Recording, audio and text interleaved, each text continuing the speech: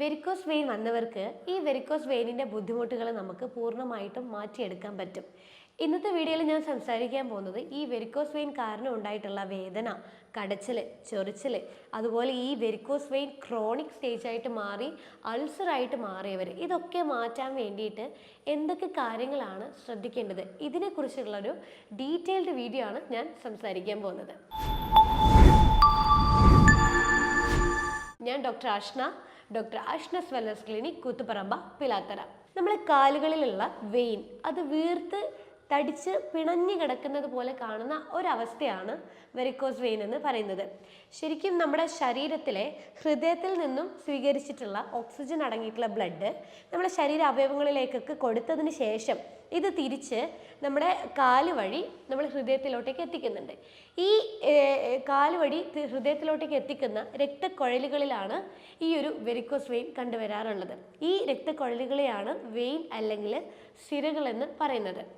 അപ്പോൾ ഈ വെയിനിൽ ശരിക്കും നമ്മളെ ശരീരത്തിൽ ഈ താഴോട്ടേക്ക്, അതായത് ഹൃദയത്തിൽ നിന്നും അവയവങ്ങളിലോട്ടേക്ക് ബ്ലഡ് എത്തിക്കാൻ വേണ്ടി ഗ്രാവിറ്റീൻ്റെ സപ്പോർട്ട് മതിയാകും. പക്ഷേ തിരിച്ച് കാലുകളിൽ നിന്നും നമ്മളെ ഹൃദയത്തിലോട്ടേക്ക് ബ്ലഡ് എത്തിക്കണമെങ്കിൽ മസിൽ പമ്പിങ് ആക്ഷൻ സപ്പോർട്ടാണ് ഏറ്റവും കൂടുതൽ ഉണ്ടാകുക. അതായത് കാലുകളിലുള്ള മസിൽസ് ഇങ്ങനെ അമർന്ന് ആ ബ്ലഡ് മുകളിലോട്ടേക്ക് എത്തിക്കണം, എങ്കിലേ നമ്മുടെ ഹൃദയത്തിലോട്ടേക്ക് ബ്ലഡ് കിട്ടുള്ളൂ. ഇതാണ് ശരിക്കും സർക്കുലേഷനായിട്ട് നമ്മളെ ബോഡിയിൽ നടക്കുന്നത്. അപ്പോൾ ഈ വെയിനിൻ്റെ ഉള്ളിൽ ഒരു വാൾവ് ഉണ്ട്. അതായത് ഈ വെയിൻ വഴി അശുദ്ധ രക്തമാണ് നമ്മളെ ഹൃദയത്തിലേക്ക് എത്തിക്കുന്നത്. അപ്പോൾ ഈ അശുദ്ധ രക്തം മുകളിലോട്ടേക്ക് പോയി കഴിഞ്ഞാൽ അത് താഴോട്ടേക്ക് വീഴാതിരിക്കാൻ വേണ്ടി അവിടെ ഇത് തടഞ്ഞു നിർത്തുന്ന ഒരു വാൾവ് ഉണ്ട്. ഈ വാൾവിൽ ഉണ്ടാവുന്ന വീക്ക് അല്ലെങ്കിൽ ഈ വാൾവ് ഡാമേജ് ആകുക, ആ സമയത്ത് അശുദ്ധ രക്തം മുകളിലോട്ടേക്ക് പോകുന്നത് താഴോട്ടേക്ക് ഇങ്ങോട്ടും ഇതിൻ്റെ ബ്ലഡ് സർക്കുലേഷൻ ക്ലിയർ ആവാതെ അവിടെ കുടുങ്ങിക്കിടക്കും. അപ്പോൾ ആ കുടുങ്ങിക്കിടക്കുമ്പോഴാണ് അവിടെ ബ്ലഡ് പ്രത്യേകമായിട്ട് ക്ലോട്ടായിട്ട് അത് നമ്മൾ പുറത്ത് ഈ ഞരമ്പ് ഇങ്ങനെ വീർത്ത രീതിയിൽ കാണുന്നത്. ഇതാണ് വെരിക്കോസ് വെയിൻ എന്ന് പറയുന്നത്. അപ്പോൾ ഈ വെരിക്കോസ് വെയിൻ വരാൻ പല രീതിയിലുള്ള കാരണങ്ങളുണ്ട്. അതിലൊരു കോമൺ ആയിട്ടുള്ളൊരു കാരണമാണ് ജനറ്റിക്, അതായത് പാരമ്പര്യം കൊണ്ടുണ്ടാവുന്ന ഈ ഒരു വെരിക്കോസ് വെയിനിൻ്റെ ഇഷ്യൂ. അതായത് മുൻ തലമുറയിൽ ആർക്കെങ്കിലും ഉണ്ടെങ്കിൽ അതൊരു പ്രായമാകുമ്പോൾ നമുക്കും ഈ കാലുകളിൽ ഈ വെരിക്കോസ് വെയിൻ വരാനുള്ള സാധ്യത വളരെയധികം കൂടുതലാണ്. മറ്റൊരു കാരണം എന്ന് പറയുന്നത് നമ്മുടെ ശരീരഭാരം കൂടുതലായിട്ട് ഉണ്ടാകുമ്പോൾ, അമിതഭാരം കാരണം നമ്മുടെ കാലുകളിലുള്ള വെയിൻ അല്ലെങ്കിൽ സിരകളിലോട്ടേക്ക് ഓവറായിട്ട് സമ്മർദ്ദം ഉണ്ടാകുമ്പോൾ അത് കാരണം നമുക്ക് സ്വാഭാവികമായിട്ടും വെരിക്കോസ് വെയിൻ ഗ്രാജ്വലി ഡെവലപ്പ് ചെയ്യാൻ തുടങ്ങും. പിന്നെ ഒരു കാരണം ഫാറ്റി ലിവർ ആണ്. ഈ ഫാറ്റി ലിവർ ഉള്ള സമയത്ത് പുരുഷന്മാരിലും സ്ത്രീകളിലും ഹോർമോണൽ ഇംബാലൻസ് ഉണ്ടാവാൻ തുടങ്ങും. ഈ ഹോർമോണൽ ഇംബാലൻസ് മെയിനായിട്ട് ഈസ്ട്രോജൻ ഡോമിനൻ്റ് ആണ്. ഈസ്ട്രോജൻ ഡോമിനൻ്റ് ആയിട്ടുള്ള ഹോർമോണൽ ഇംബാലൻസ് കൊണ്ട് തന്നെ നമുക്ക് വെരിക്കോസ് വെയിൻ വരാനുള്ള സാധ്യത വളരെയധികം പോസിബിലിറ്റി ഉണ്ട്. മറ്റൊരു കാരണം തൈറോയ്ഡാണ്. തൈറോയ്ഡ് രോഗികൾക്കും ഹോർമോണൽ പ്രശ്നങ്ങൾ കാരണം കൊണ്ട് തന്നെ വെരിക്കോസിൻ്റെ പ്രശ്നങ്ങൾ നല്ല രീതിയിൽ വരും. പിന്നെ പ്രധാനമായിട്ടും ഈ വെരിക്കോസ് വെയിൻ വരാനുള്ള ഒരു കാരണം എന്ന് പറയുന്നത് കുറേ നേരം നിന്നിട്ടുള്ള ജോലി ചെയ്യുമ്പോഴാണ്. പ്രത്യേകിച്ച് വീട്ടമ്മമാർക്ക് അത് കുറേ നേരം നിന്നിട്ടുള്ള പണിയാണല്ലോ. അതുപോലെ സ്റ്റാഫ് നേഴ്സ്, ഇങ്ങനെയുള്ളവർക്കൊക്കെ ഈ കുറേ നേരം ഈ നിന്ന ജോലികൾ ചെയ്യുമ്പം കാലുകളിലുള്ള മസിൽസ് പ്രത്യേകമായിട്ട് കോൺട്രാക്ട് ചെയ്യില്ല. അതായത് ഇവർ കറക്റ്റായിട്ട് ഇങ്ങനെ അമരണം. ഇവരിങ്ങനെ അമരുമ്പോഴാണ് എന്താവുന്നത്, പതുക്കനെ ഈ കാലിലെ രക്തക്കൊഴൽ വഴി ഈ ബ്ലഡ് മുകളിലോട്ടേക്ക് പോകുന്നത്. പക്ഷേ കുറേ നേരം നിൽക്കുമ്പോൾ ഈ മസിൽസ് കൃത്യമായിട്ട് എന്ത് ചെയ്യുക, കോൺട്രാക്ട് ചെയ്യില്ല. കോൺട്രാക്ട് ചെയ്യാതിരിക്കുമ്പോൾ മുകളിലോട്ടേക്ക് ബ്ലഡ് പോകുന്നത് സാവധാനത്തിൽ കുറയും. കാരണം അവിടുത്തെ വാൾവ് കംപ്ലീറ്റ് ആയിട്ട് ഡാമേജ് ആകുമ്പോൾ മുകളിലോട്ടേക്ക് പോകേണ്ട ബ്ലഡ് മുകളിലോട്ട് പോവാതെ അവിടെ സ്റ്റക്കായി കിടന്ന് അങ്ങനെ വെരിക്കോസ് വെയിൻ ഗ്രാജ്വലി നമുക്ക് ഉണ്ടാവും. പിന്നെ ഒരു പ്രഗ്നൻസി ടൈമിലാണ് ഈ ഒരു വെരിക്കോസ് വെയിൻ വരാനുള്ള മറ്റൊരു സാധ്യത. അതായത് അമ്മയുടെ ഗർഭപാത്രത്തിലെ കുഞ്ഞിനെ താങ്ങുന്തോറും കൂടുതൽ പ്രഷർ വരാൻ തുടങ്ങും കാലുകളിലുള്ള രക്തക്കുഴലുകളിലേക്ക്. അപ്പോൾ ഈ രക്തക്കുഴലുകളിലേക്ക് കൂടുതൽ പ്രഷർ വരുമ്പോൾ സ്വാഭാവികമായിട്ടും അവിടെയുള്ള വാൾവ് ഡാമേജ് ആകുകയും അത് കാരണം കൊണ്ട് തന്നെ നമുക്ക് ഗ്രാജ്വലി വെരിക്കോസ് വെയിൻ വരാനുള്ള സാധ്യതയുണ്ട്. പിന്നൊന്നാണ് ഈ നമ്മുടെ യൂട്രസിലൊക്കെ ഫൈബ്രോയിഡ് പോലുള്ള ഇഷ്യൂസ് കാരണം കാലിലെ ഞരമ്പിലേക്ക് കൊടുക്കുന്ന പ്രഷർ കാരണം ഉണ്ടാകുന്ന വെരിക്കോസ് വെയിൻ, അല്ലെങ്കിൽ നമ്മുടെ വയറിൽ എന്തെങ്കിലും മുഴകളോ കാര്യങ്ങളോ ഉണ്ടെങ്കിൽ അത് കാരണം നമുക്ക് വെരിക്കോസ് വെയിൻ വരാനുള്ള സാധ്യതയുണ്ട്. മറ്റൊരു റീസൺ എന്ന് പറയുന്നത് സെക്കൻഡറി വെരിക്കോസ് വെയിൻ ആണ്. അതായത് DVT, ഡീപ്പ് വെയിൻ ത്രോംബോസിസ് എന്ന് പറയും. അതായത് നമ്മുടെ കാലിൻ്റെ ഉള്ളിലൊരു ഒരു രക്തക്കുഴലുണ്ട്. ആ ഒരു രക്തക്കുഴലുകളിൽ ഇതുപോലെ ബ്ലോക്കോ അല്ലെങ്കിൽ രക്തക്കുഴലിലൂടെ രക്തം കറക്റ്റ് പോവാതെ അവിടെ കെട്ടിക്കിടക്കുമ്പോൾ അതുവഴി രക്തം പോവാതിരിക്കുന്നതിൻ്റെ ഭാഗമായിട്ട് പുറമേയുള്ള നമ്മുടെ കാലുകളിൽ പുറമേ കാണുന്ന ആ ഒരു രക്തക്കുഴൽ വഴി കൂടുതൽ പ്രഷറൈസ് ചെയ്തിട്ട് രക്തം പമ്പ് ചെയ്യാൻ തുടങ്ങും. അപ്പോൾ ആ ഒരു പ്രഷറൈസ് കാരണം നമുക്ക് എന്താവും, വാൾവ് ഗ്രാജുവലി ഡാമേജ് ആകുകയും അത് കാരണം നമുക്കൊരു വെരിക്കോസ് വെയിൻ ഉണ്ടാവുകയും ചെയ്യും. പിന്നെ നമുക്ക് ഈ കുറേ നാളുകളോളം ഉണ്ടാകുന്ന ഹോർമോണൽ റീപ്ലേസ്മെൻറ്റ് തെറാപ്പികൾ എന്തെങ്കിലും ട്രീറ്റ്മെൻ്റ് ആയിട്ട് എടുക്കുന്നവർക്ക് അത് കാരണം വെരിക്കോസ് വെയിനിൻ്റെ പ്രശ്നം ഉണ്ടാകും. കൂടുതൽ നേരം നമ്മൾ വെയിൽ കൊണ്ടുകൊണ്ടിരിക്കുമ്പോൾ നമ്മൾ ഈ പുറമേ നമ്മുടെ സ്കിന്നിൽ ഒരു കൊളാജൻ എന്ന് പറയുന്ന ഒരു പ്രോട്ടീൻ ഉണ്ട്. ഈ ഒരു പ്രോട്ടീൻ ഗ്രാജുവലി ഡാമേജ് ആവാൻ തുടങ്ങുമ്പോൾ ഇത് രക്തക്കുഴലുകളെ ബാധിക്കാൻ തുടങ്ങും. ഈ രക്തക്കുഴലുകളെ ബാധിക്കുമ്പോൾ അവിടെയുള്ള വാൾവാണ് വീക്കാവുന്നത്. വാൾവ് വീക്കായാൽ സ്വാഭാവികമായും മുകളിലോട്ടേക്ക് പോകേണ്ട അശുദ്ധ രക്തം അവിടെ കിടക്കുകയും കെട്ടിക്കിടക്കുമ്പോൾ അവിടെയുള്ള ഈ ഞരമ്പിങ്ങനെ തടിച്ച് വീർത്ത് നമുക്ക് പുറത്ത് കാണാനും ഉണ്ടാകും. ഇത് മറ്റൊരു റീസൺ കൂടിയാണ്. പിന്നെ നമുക്ക് മെനോപോസ്, അതായത് സ്ത്രീകളുടെ മെൻസ്ട്രുവേഷൻ നിന്ന് കഴിഞ്ഞാൽ ഉണ്ടാവുന്ന ഹോർമോണൽ ഇംബാലൻസ് കാരണം ഉണ്ടാവുന്ന ഒരു വെരിക്കോസ് വെയിൻ. അതായത് ഈ സ്ത്രീകളുടെ മെനോപോസ് ആയിക്കഴിഞ്ഞാൽ ഈസ്ട്രോജൻ പ്രൊജസ്ട്രോൺ തമ്മിലുള്ള ഹോർമോണൽ വ്യതിയാനം ഉണ്ടാകും. അതിൽ ഈ പ്രൊജസ്ട്രോൺ കുറച്ച് കുറവായിരിക്കും, ഈസ്ട്രോജൻ അതിനേക്കാളേറെ കുറച്ചൊന്ന് കൂടുതലായിരിക്കും.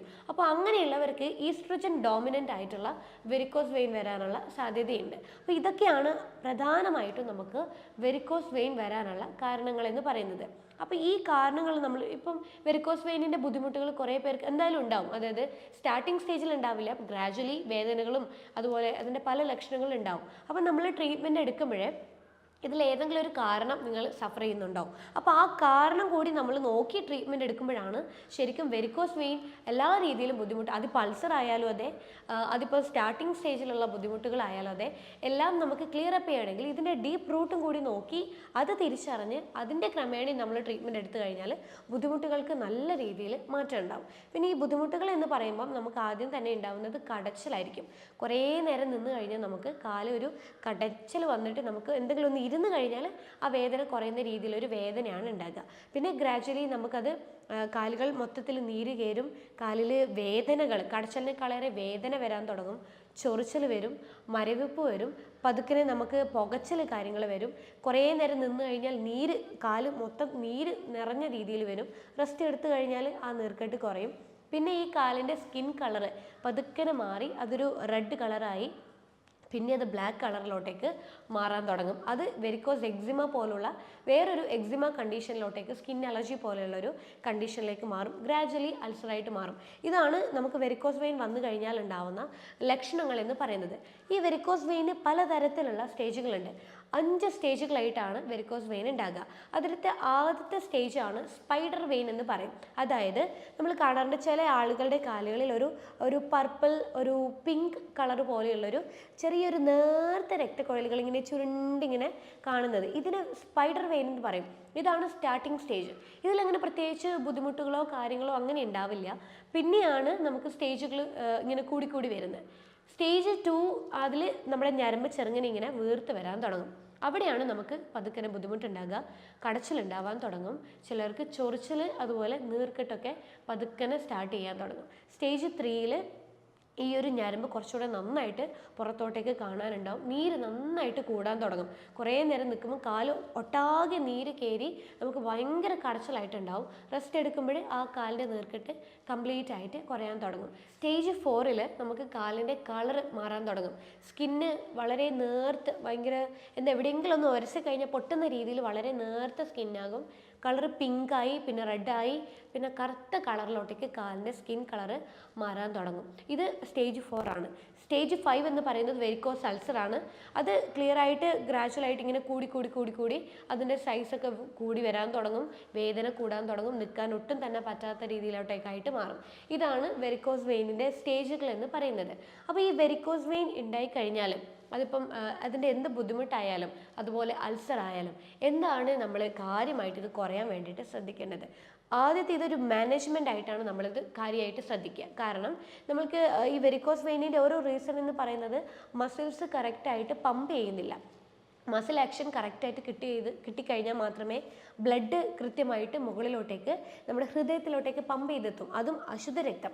അപ്പം ഈ മസിൽസ് ആക്ഷൻ കൂട്ടണമെങ്കിൽ ഈ സ്റ്റാർട്ടിങ് തൊട്ടേ ഈ വെരിക്കോസ് വെയിൻ നമ്മൾ കാലുകളിൽ കണ്ടെന്ന് കഴിഞ്ഞാൽ പതുക്കനെ നമ്മൾ എന്ത് ചെയ്യാം, എക്സസൈസ് സ്റ്റാർട്ട് ചെയ്യുക. കാഫ് മസിൽ ഓറിയൻറ്റഡ് ആയിട്ടുള്ള എക്സസൈസുകൾ നമ്മൾ കൂടുതലായിട്ട് പ്രൊമോട്ട് ചെയ്യുമ്പോൾ ഗ്രാജ്വലി ഈ മസിൽസ് നന്നായിട്ട് കോൺട്രാക്റ്റ് ആവുകയും ഗ്രാജ്വലി ബ്ലഡ് മുകളിലോട്ടേക്ക് പമ്പ് ചെയ്ത് നമ്മൾ ഹൃദയത്തിൽ എത്തുകയും ചെയ്യും.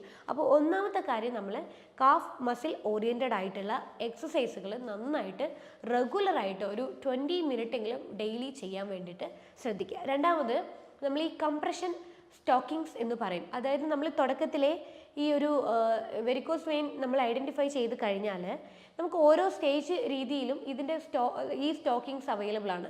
അത് നമ്മൾ റെഗുലറായിട്ട് നമ്മൾ യൂസ് ചെയ്യുവാണെങ്കിൽ നമുക്ക് ഇതിൻ്റെ കോംപ്ലിക്കേഷൻ നമുക്ക് പ്രിവെൻറ്റ് ചെയ്യാൻ പറ്റും. സ്റ്റേജ് കൂടുന്നത് നമുക്ക് പ്രിവെൻറ്റ് ചെയ്യാൻ പറ്റും. നീർക്കെട്ട് കൂടുന്നത് നമുക്ക് ഒഴിവാക്കാൻ പറ്റും. അപ്പോൾ നമ്മൾ റെഗുലറായിട്ട് കംപ്രഷൻ സ്റ്റോക്കിങ്സ് പകൽ സമയങ്ങളിൽ യൂസ് ചെയ്യുക. പക്ഷേ ആദ്യത്തെ ഒരാഴ്ചത്തോളം ഇതിൻ്റേതായിട്ടുള്ളൊരു ബുദ്ധിമുട്ടുണ്ടാവും, ചൊറിച്ചിലുണ്ടാവും, ചിലർക്ക് ഭയങ്കര ഇറിറ്റേഷൻ ഉണ്ടാവും. കുറേ പേഷ്യൻസ് എന്നോട് പറഞ്ഞിട്ടുണ്ട് ഇത് ഇടാൻ പറ്റുന്നില്ല, ഭയങ്കര ബുദ്ധിമുട്ട്, ചൊറിച്ചിലുണ്ട്, പിന്നെ നീരൊക്കെ കയറുന്നു. പക്ഷേ അത് ആദ്യത്തെ കുറച്ച് നാളുകളേ ഉണ്ടാവുള്ളൂ. ആ ഒരാഴ്ച കഴിഞ്ഞാൽ ആ സോക്സുമായിട്ട് നമ്മൾ കാല് കംഫർട്ടബിൾ ആയിട്ട് മാറും. അപ്പോൾ ഇത് ഇട്ട് നമ്മൾ പണികൾ എടുക്കുകയാണെങ്കിൽ യാതൊരു രീതിയിലും കടച്ചിലോ കാര്യങ്ങളോ കോംപ്ലിക്കേഷനോ ഇല്ലാതെ നമുക്ക് മുന്നോട്ട് കൊണ്ടുപോകാൻ പറ്റും. മറ്റൊരു കാര്യം, നമുക്ക് റെഗുലറായിട്ട് കാലിന് മസാജ് ചെയ്ത് കൊടുക്കുക. അതായത് നമ്മൾ കുളിക്കുന്നതിന് മുന്നെയോ അല്ലെങ്കിൽ നമ്മൾ കിടക്കുന്നതിന് മുന്നെയോ ഫ്രീ ടൈമിലോ കുറച്ച് വെളിച്ചെണ്ണയോ ഒലിവ് ഓയിലോ ഇതുപോലുള്ള കുറച്ച് ഓയിൽ ഉപയോഗിച്ചിട്ട് നമ്മൾ കാൽപാദത്തിൽ നിന്ന് താഴെ നിന്ന് മുകളിലോട്ടേക്ക് നമ്മൾ നന്നായിട്ട് മസാജ് ചെയ്ത് കൊടുക്കുക. കാരണം എന്താ, താഴെ നിന്ന് മുകളിലോട്ടേക്കല്ലേ ബ്ലഡ് പോവാത്തത്. അതുകൊണ്ട് തന്നെ താഴേന്ന് മുകളിലോട്ടേക്കായിട്ട് നമ്മൾ മസാജ് ചെയ്യുക. മുകളിൽ നിന്ന് താഴോട്ടേക്ക് ഒരിക്കലും മസാജ് ചെയ്യരുത്. താഴേന്ന് കാൽപാദം തൊട്ടിട്ട് മുകളിലോട്ടേക്ക് നമ്മൾ എന്ത് ചെയ്യുക, മസാജ് ചെയ്ത് കൊടുക്കുക. അത് റെഗുലറായിട്ട് ഒരു 5 മിനിറ്റോളം നമ്മൾ ചെയ്യുന്നത് സർക്കുലേഷൻ മുകളിലോട്ട്, ബ്ലഡ് പതുക്കനെ മുകളിലോട്ട് പോകുമ്പം ഹൃദയത്തിലേക്ക് കിട്ടും, ഞരമ്പ് ഒന്ന് അമരും. അപ്പോൾ നമുക്ക് നല്ല കടച്ചലിന് മാറ്റം ഉണ്ടാവും, വേദനക്ക് മാറ്റം ഉണ്ടാവും, നീർക്കെട്ടുണ്ടെങ്കിൽ അത് കംപ്ലീറ്റ് ആയിട്ട് മാറും. പിന്നെ പ്രത്യേകിച്ച് ഈ ഞരമ്പ് ഇങ്ങനെ തടിച്ച് നിൽക്കുന്നുണ്ടെങ്കിൽ നമ്മൾ അവിടെ എന്ത് ചെയ്യുക, ഒരു സർക്കുലാർ മോഷനിൽ നമ്മൾ എന്ത് ചെയ്യുക, ഒരു വട്ടത്തിൽ നമ്മൾ ഇങ്ങനെ മസാജ് ചെയ്ത് കൊടുക്കുന്നതും ആ ഞരമ്പ് ഒന്ന് വീർത്ത് നിൽക്കുന്നത് കുറയും. അതേ കണക്കിന് നമ്മൾ ബ്ലഡ് മുകളിലോട്ടേക്ക് പോകാനും വേണ്ടിയിട്ട് സഹായിക്കും. പിന്നെ നമ്മൾ ശ്രദ്ധിക്കേണ്ട മെയിൻ കാര്യം, ഭക്ഷണത്തിൽ കുറച്ച് ക്രമീകരണങ്ങൾ നമ്മൾ മെയിൻറ്റെയിൻ ചെയ്യുക എന്നുള്ളതാണ്. അതായത് നമ്മൾ ഞരമ്പുകൾക്ക് ഇപ്പം ആവശ്യം വൈറ്റമിൻ സി റിച്ച് ആയിട്ടുള്ള ഫ്രൂട്ട്സും വെജിറ്റബിൾസും നല്ല രീതിയിൽ ഉൾപ്പെടുത്തി കൊടുക്കുക എന്നുള്ളതാണ്. കാരണം വൈറ്റമിൻ സി നല്ല രീതിയിൽ നമ്മുടെ ഞരമ്പിൻ്റെ ഹെൽത്തിനെ നിലനിർത്തുന്ന ഒരു പ്രധാനമായിട്ടുള്ള ഒരു ന്യൂട്രീഷനാണ്.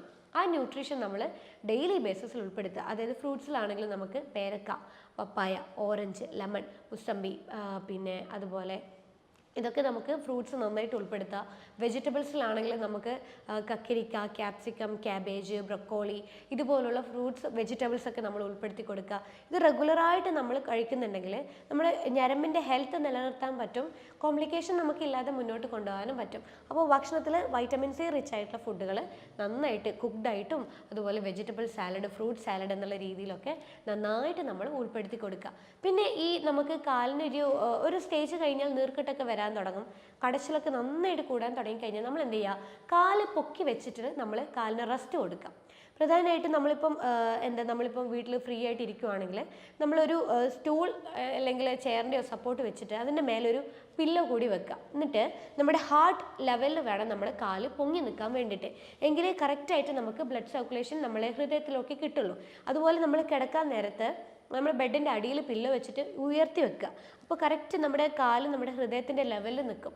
അങ്ങനെ വരുമ്പോഴും നമുക്ക് ഈസി ആയിട്ട് ബ്ലഡ് സർക്കുലേഷൻ പതുക്കിനെ മുകളിലോട്ട് കയറി ഹൃദയത്തിലേക്ക് ബ്ലഡ്, അശുദ്ധ രക്തം കൃത്യമായിട്ട് കിട്ടാൻ തുടങ്ങുമ്പോൾ വെരിക്കോസ് വെയിനിൻ്റെ ബുദ്ധിമുട്ട്, നീർക്കെട്ടൊക്കെ നന്നായിട്ട് കുറഞ്ഞ് വേദനയും ആ കാലിനൊരു ഭാരമൊക്കെ കൂടുതലായിട്ടുണ്ടാവും. ആ ഭാരമൊക്കെ ഒന്ന് കുറഞ്ഞ് കാലിൻ്റെ നോർമൽ ഷേപ്പിലോട്ടേക്ക് വരാൻ തുടങ്ങും. ഞരമ്പൊക്കെ നന്നായിട്ട് അമർന്ന് നോർമൽ കാല് പോലെ കാണാനുണ്ടാവും. അപ്പോൾ ഇതാണ് നമ്മൾ ശ്രദ്ധിക്കേണ്ടത്. വെരിക്കോസ് വെയിൻ വന്നു കഴിഞ്ഞാൽ ഉണ്ടാവുന്ന മാനേജ്മെൻറ്റായിട്ട് ശ്രദ്ധിക്കേണ്ട കാര്യങ്ങൾ. ഈ 5 കാര്യങ്ങൾ സ്ഥിരമായിട്ട് നിങ്ങൾ റെഗുലർ റൊട്ടീൻ പോലെ ചെയ്യുവാണെങ്കിൽ വെരിക്കോസ് വെയിൻ നല്ല രീതിയിൽ നമുക്ക് പ്രിവെൻറ്റ് ചെയ്യാൻ പറ്റും. കടച്ചിൽ കുറയും, ആ ഞരമ്പൊക്കെ ഒന്ന് നന്നായിട്ടൊന്ന് അമരാൻ തുടങ്ങും, നീർക്കെട്ടുണ്ടാവില്ല, അതുപോലെ കാലിൻ്റെ കളറ് മാറാൻ തുടങ്ങില്ല. അതുപോലെ നമുക്ക് ഇതിൻ്റെ കോംപ്ലിക്കേഷൻ ആയിട്ടുള്ള അൾസർ വരുന്നത് കംപ്ലീറ്റ് ആയിട്ട് നമുക്ക് പ്രിവെൻറ്റ് ചെയ്യാൻ പറ്റും. പിന്നെ ഈ വെരിക്കോസ് വെയിൻ വന്നു കഴിഞ്ഞാൽ കുറച്ച് ബ്ലഡ് ടെസ്റ്റുകൾ നമ്മൾ ചെക്ക് ചെയ്യേണ്ടത് അത്യാവശ്യമാണ്. കാലിൻ്റെ നീര് കാര്യങ്ങളൊക്കെ വരുന്നുണ്ട്, അങ്ങനെയുണ്ടെങ്കിൽ അതുപോലെ കടച്ചിലൊക്കെ കൂടുന്നുണ്ട്, കാലിൻ്റെ ഭാരം നന്നായിട്ട് കൂടുന്നുണ്ടെന്ന് കണ്ടു കഴിഞ്ഞാൽ നമ്മൾ എന്ത് ചെയ്യണം, ബ്ലഡ് ടെസ്റ്റിൽ ESR, CRP, പ്ലേറ്റ്ലേറ്റ് ഈ 3 ബ്ലഡ് ടെസ്റ്റുകൾ നമ്മൾ ചെക്ക് ചെയ്ത് കൊടുക്കുക. അതുപോലെ ഞാൻ നേരത്തെ പറഞ്ഞു ലിവർ റിലേറ്റഡ് ആയിട്ട് നമുക്ക് വെരിക്കോസ് വെയിൻ വരാം.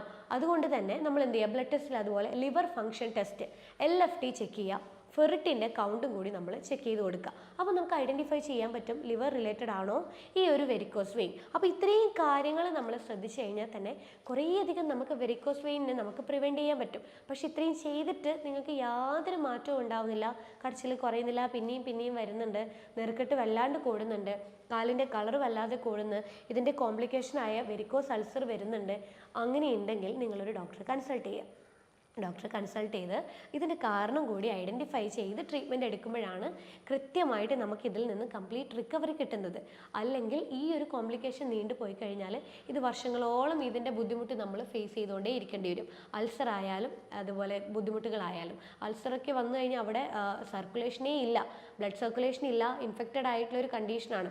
അപ്പോൾ അവിടെ ശുദ്ധരക്തം കിട്ടിക്കഴിഞ്ഞാൽ മാത്രമേ അശുദ്ധ രക്തത്തിനെ ക്ലിയർ ആക്കി നമുക്ക് എന്ത് ചെയ്യാൻ പറ്റുള്ളൂ, ആ മുറിവിനെ ഉണക്കി കംപ്ലീറ്റ് അതിൻ്റെ സ്കിന്നിനെ പഴയ രീതിയിലേക്ക് കൊണ്ടുവരാൻ പറ്റുള്ളൂ. അല്ലെങ്കിൽ ആ തൊലി പോയ ഭാഗം അതെന്നും ഒരു ചെറുതായിട്ട് ഉണങ്ങി എല്ലാ വർഷവും ഇതിങ്ങനെ റിപ്പീറ്റഡ് ആയിട്ട് വന്നുകൊണ്ടിരിക്കാനുള്ള സാധ്യതയുണ്ട്.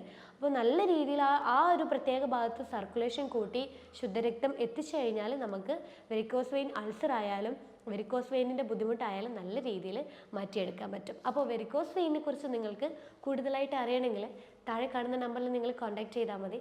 അടുത്തൊരു ഹെൽത്ത് ടോപ്പിക്കുമായിട്ട് അടുത്ത വീഡിയോ കാണാം. അതുവരേക്കും ബൈ.